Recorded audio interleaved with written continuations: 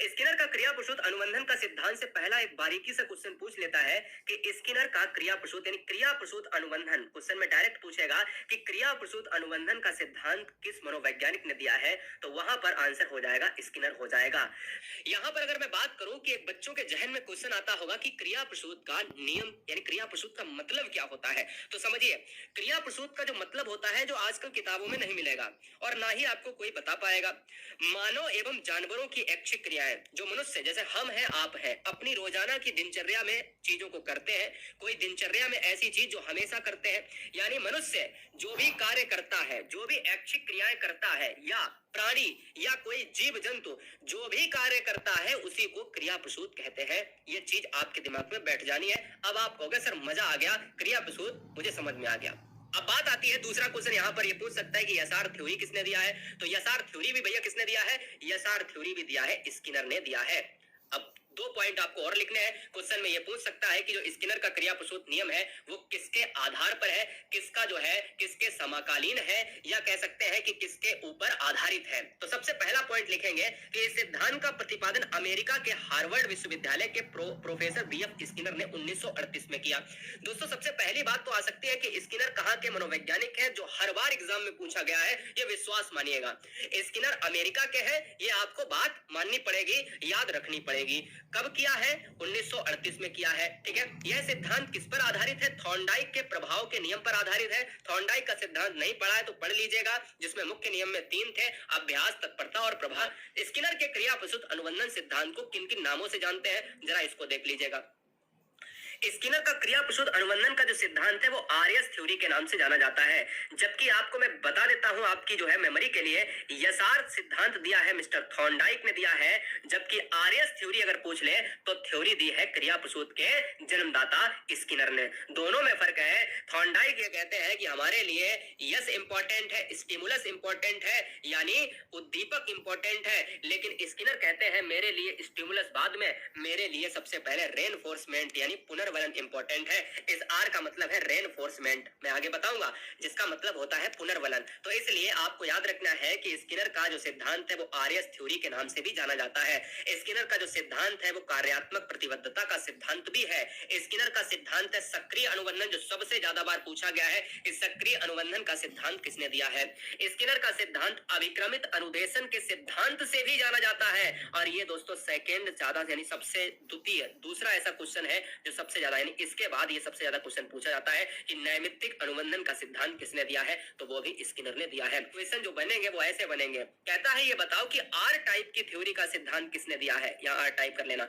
Are type की theory का सिद्धांत किसने दिया है, तो भी आंसर स्किनर जाएगा।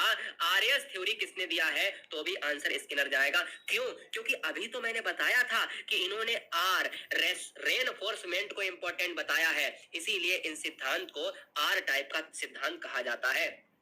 ठीक है, अब कहते हैं कि बीएफ स्किनर के सिद्धांत का क्रिया प्रसूत का नियम आप सभी को पता है, लेकिन अब क्वेश्चन में आता है कि बीएफ स्किनर ने किस पर प्रयोग किया है, तो बीएफ स्किनर ने चूहे पर प्रयोग किया है, साथ में लिख लेना है कबूतर पर प्रयोग किया है। कबूतर बहुत इंपॉर्टेंट है, चूहा और कबूतर, पूछा चूहा ही जाएगा। क्वेश्चन में ये भी स्किनर ने बाद में क्या किया, दोनों पर प्रयोग किए, लेकिन जो सबसे ज्यादा मनोविज्ञान में सिद्धांत माना जाता है वो स्किनर का चूहे वाला प्रयोग माना जाता है। तो मान्यता किसको प्राप्त है, चूहे के प्रयोग को मान्यता प्राप्त है। क्रिया प्रसूत अनुबंधन के सिद्धांत को क्या कहा जाता है, आर टाइप थ्योरी सिद्धांत कहा जाता है, ये मैं आपको बता चुका हूं। देखिए दोस्तों कि चूहा है क्या, अनुक्रिया करता, और वहां पर अनुक्रिया करता क्या था, थॉर्नडाइक के सिद्धांत में बिल्ली थी, और वहां मछली क्या थी, मछली उद्दीपक था, जो हम कहते थे उसको यहाँ पर स्टिमुलस कहा जाता था। यहाँ पर कह रहा है कि जो आपका अनुक्रिया करता है वो चूहा है और भोजन है वो पुनर्वलन है। तो अगर क्वेश्चन में ये पूछा जाए कि स्किनर के सिद्धांत में सबसे महत्वपूर्ण चीज क्या है, तो वो है पुनर्वलन। अगर क्वेश्चन में ये पूछा जाए कि सबसे ज्यादा स्किनर ने किस पर बल दिया, तो आंसर पुनर्वलन।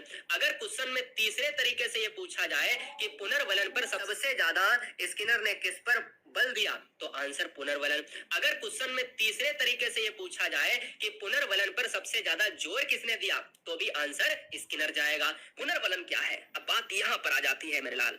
तो देखिए पुनर्वलन दोस्तों बहुत सिंपल सी चीज है। पुनर्वलन क्या है, 2 प्रकार का होता है, पहले मैं बता देता हूं, एक सकारात्मक एक नकारात्मक। प्राणी को यदि सकारात्मक पुनर्वलन पुनर्वलन दिया जाता है तो प्राणी क्रिया को दोहराता है। अब पुनर्वलन क्या है समझो।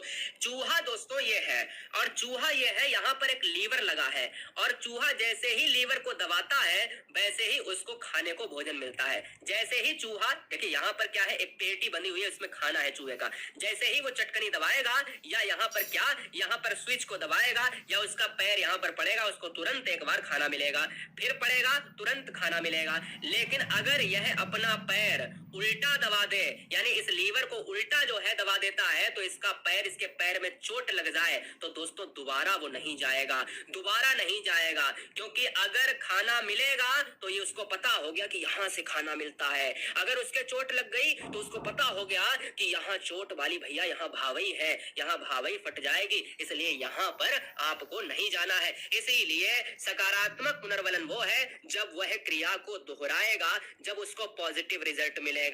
भाई नकारात्मक वह है जहां पर उसको नेगेटिव रिजल्ट मिलेगा। जैसे चोट लगी, अब कहेगा भैया नहीं जाऊंगा, यहाँ तो खतरा है। ठीक है, समझ में आ गया। अब बात आती है पुनर्वलन का सिद्धांत किसने दिया। पुनर्वलन का प्रयोग किया है स्किनर ने, लेकिन पुनर्वलन का जो जनक है, जो शब्द है, जो सिद्धांत है, वो किसने दिया है, वो नहीं दिया है वो किसने दिया है, वो दिया है क्लार्क हल ने। स्किनर ने प्रयोग किया है, स्किनर ने पुनर्वलन पर बल दिया है, स्किनर ने आर टाइप की थ्योरी दी है, लेकिन पुनर्वलन का सिद्धांत क्वेश्चन में कई बार पूछा गया है कि भैया किसने दिया है, सीएल हल ने दिया है। इस चीज को आप याद रखें। ठीक, प्रयोग के लिए एक विशेष वाक्स का प्रयोग किया था। देखिए विशेष वाक्स का जो प्रयोग किया था, इस वाक्स को क्या कहा गया, इस वाक्स को यहाँ पर जो है, इस वाक्स को बाद में क्या कहा गया, पहले क्या कहा गया, दोनों को बताते हैं। इन्होंने प्रयोग के लिए, जो चूहे के लिए एक बॉक्स का प्रयोग, जो कबूतर के लिए एक बॉक्स का प्रयोग किया था, उसका नाम था क्रिया प्रसूत अनुबंधन कक्ष नाम दिया। लेकिन बाद में जब स्किनर नहीं रहे और उनके जो शिष्य थे, उन्होंने उनके सम्मान में इस बॉक्स को स्किनर बॉक्स कहा गया। क्या कहा गया, स्किनर बॉक्स का नाम दिया गया। तो क्वेश्चन में एक बार पूछा भी गया है कि जो बॉक्स यूज किया जाता है पुनर्वलन में, उसका नाम क्या है, तो स्किनर बॉक्स है। ठीक है,